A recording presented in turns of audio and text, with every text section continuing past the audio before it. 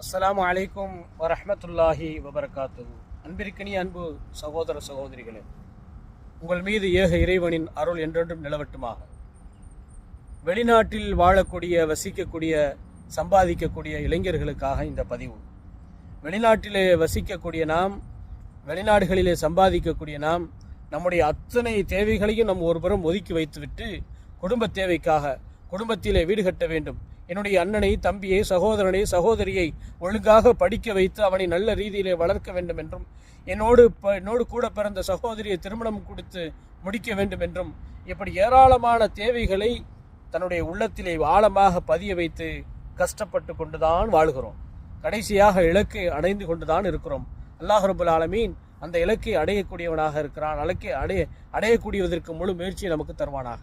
இந்த கடலிலே மிதக்கக்கூடிய ஓடமும் கப்பலும் அது போன்றுதான். எத்தனையோ வகை